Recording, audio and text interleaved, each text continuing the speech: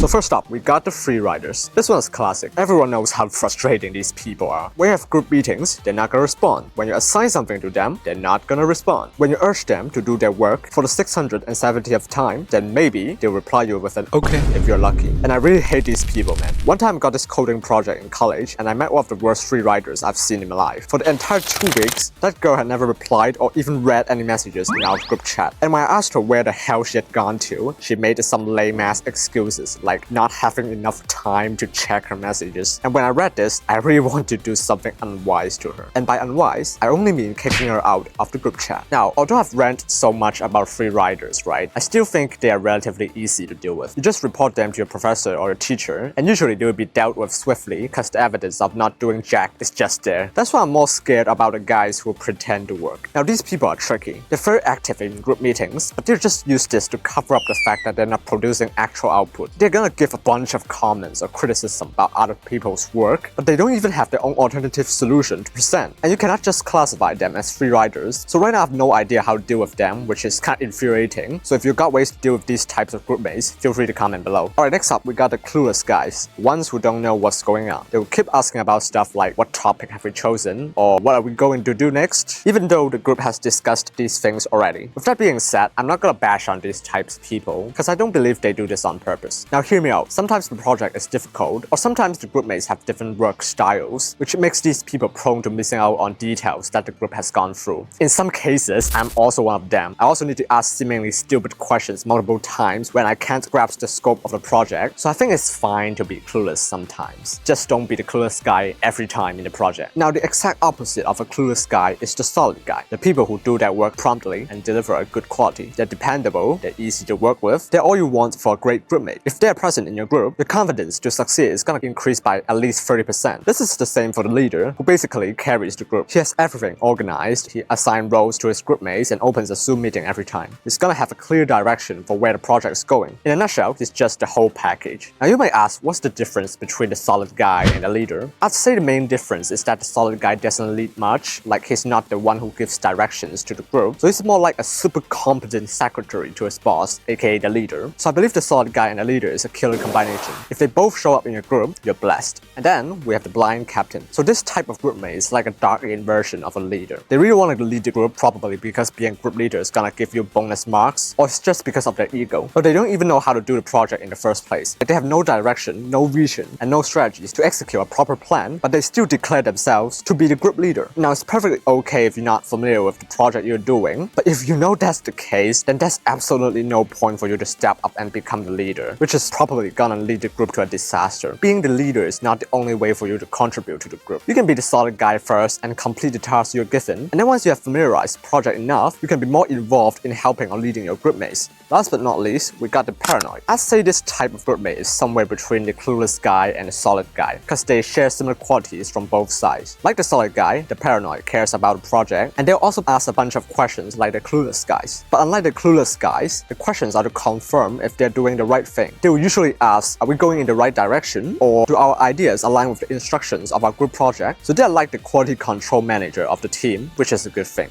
Thanks for watching. This is Mr. Machine.